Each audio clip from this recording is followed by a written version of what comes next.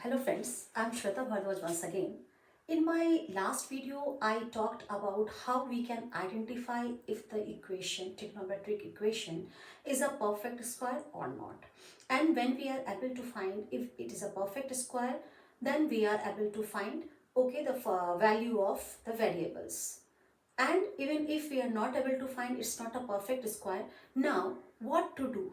The second step which I will be taking now in my video is to understand if a particular equation is not a perfect square. So in that case, how by completing the square method we can solve a particular equation. For that, I will just take an example of a question which will be first of all very easy. Then after, the second thing which I will be taking, it will be a comparison where I will be comparing the two tests. First of all, let's take an example of an equation. If someone has given you an equation x plus 2 whole square is equal to 1, and they are asking you to find the value of x. So as you know, when we know the perfect square, so in that case, if the expression comes till here and they are writing x plus 2 whole square and is equal to 0, what is our approach normally in solving any quadratic equation? At this step, normally what we do, we take the square root of x plus 2 and the same we do the right side square root of 1. In that case, if we take that, x plus 2 becomes equal to square root of 1 is 1. So answer for this is x is equal to 1 minus 2, or it is always equal to plus minus 1. So if it is plus 1, the answer will be plus 1 minus 2. It will make minus 1. If x is equal to, here it is minus 1. In that case, when we take it to the right, it becomes minus 2 and the answer becomes minus 3. I hope I was able to make you understand this step, as in solving any of the quadratic equation, by the time we will reach here, we will be able to solve how to go ahead with this by keeping it a square, under square, and then both the sides we have to do the same. Now, I have taken another example in which that is not a perfect square. So in that case, how we can solve the quadratic equation if that is not a perfect square? Suppose someone has given you the questions x square plus 6x is equal to 0. Now, what should be our first approach to make it a perfect square? First of all, what is missing here? Here, any constant is not there. So, if we want to work on this kind of problem, how we can approach is, as I have already told you, the constant will be just this, the middle term is the double of the constant, or the constant is just the half of the middle term. In that case, in our next step, we can write x square plus 6x plus half of 6, which is 3.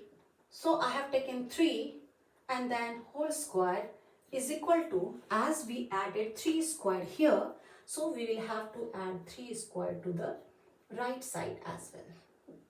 Now, what will be the next term now? As we have got the solution, x square plus 6x plus 9 is equal to 9. Now we have to look for the factor of 9 when we will get the sum as 6. So factor of 9 is 1 and 9 and 3 and 3. So in this case, we can see we can get 3 into 3 is 9, which making the constant, and 3 plus 3 makes 6x. Now we can write the same expression as x square plus 3x plus 3x plus 9 equals to 9. I hope you are able to understand this. Now we take common x, we write x plus 3, and here as it is plus, again 3 we are taking common, so we are getting x plus 3 3 is 9, so 3 is equal to 9. So now after we are solving this question, we can write the same form x plus 3 into x plus 3 is equal to 9. Now x plus 3 whole square is equal to 9. Upon moving to the next side, we can see now if we put the square as I told you in my previous question, now the next step will be taking the square root on both the side. So I have taken a square root, x plus 3 whole square is equal to under root 9. And as we know, 9 has the square root value of 3. So we can say x plus 3 is equal to plus minus 3. And the answer for this becomes 3 minus 3. Sorry, it cannot be plus minus, it will be just plus, is equal to 0. So in that case, we got the value of x is equal to 0. After solving this, I will be taking one question in which, in this question, I was able to prove you like if the middle equation, middle term, we are making the double of the constant. So in that case, we are able to solve the question very nicely.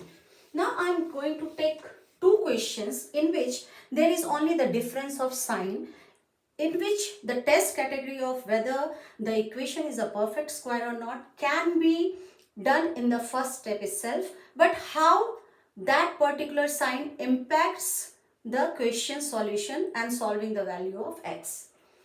So let's take into two parts just as to make a comparison, and I say this side I have written a equation x squared minus 6x plus 9 is equal to 0. Now to the right side I am writing the equation x squared, instead of here also minus 6x, instead of here plus 9 I am putting minus 9 is equal to 0.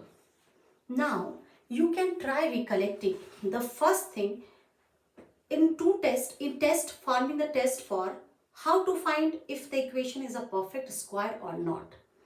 I told you the first thing to look for is the equation should have either positive in case in between the two terms or either the different. But if it is negative in both the place, as in this case you can see it is different. One place it is minus, one place it is plus. But here as it is negative in both the case, it means it's not a perfect square. So in the beginning only we got to know that it is not a perfect square. Believing the equation, solving any kind of equation, a plus b to the power whole square, as I explained, a square plus 2ab plus b square, and even if we think like it is minus a square minus 2ab, so in that case minus 2ab. But here in any case, even if it is a minus b whole square, both the places we can never get minus. So now going forward, how we can solve the question and how just a sign difference can create a different approach for solving the problem. Now we got to know this is not a perfect square. So in short form I am writing not a perfect square. PS for the perfect square and NPS for the not perfect square. Now let's solve this equation. X squared, as I told you, we have to find the factor of n where the plus will be 6. So in that case 1 and 9 cannot make, but 3 can make. But in both the cases the value of 3 has to be minus, because minus 3 into minus 3 makes plus 9 and minus 3 and minus 3 makes minus 6. So in that case we can write the same equation like minus 3x plus 9 is equal to 0. Now I can remove this so that I get enough space for writing the solution. X minus 3. Here again we will have to take the thing positive x, here 3, x minus 3. If we'll take it in bracket. Now x minus 3 square is equal to 0.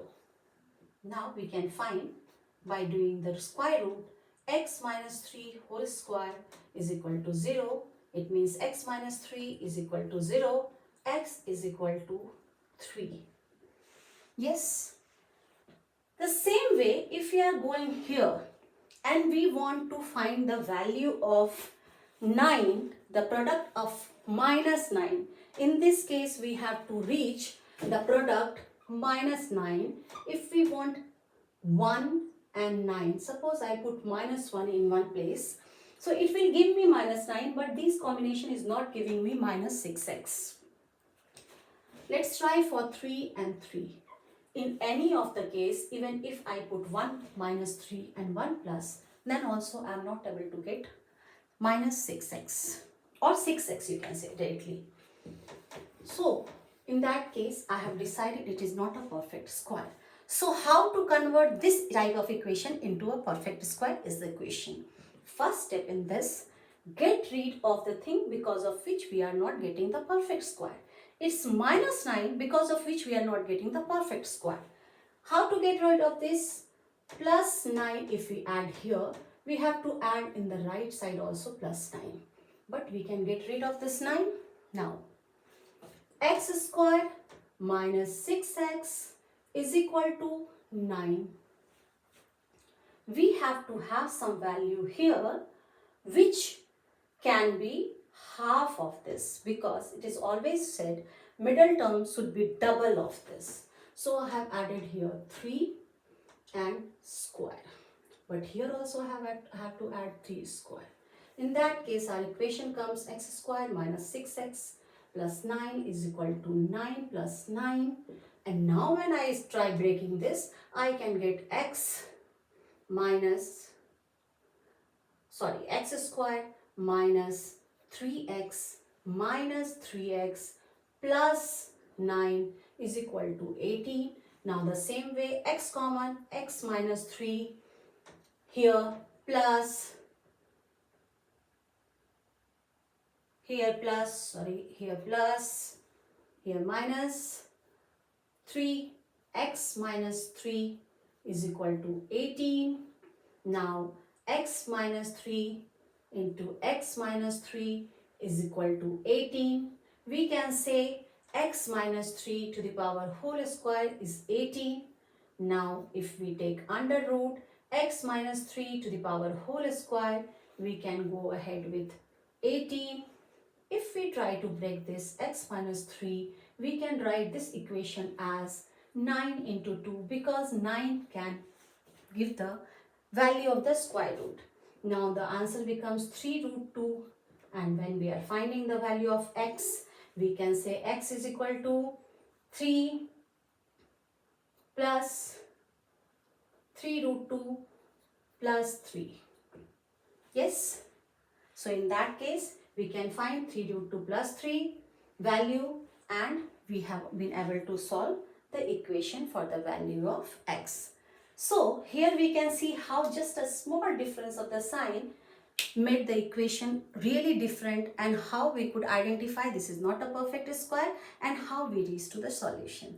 Hope you were able to understand using the comparison this question. Please play the video once again if you have any doubt and see the comparison. Thank you so much for watching the video.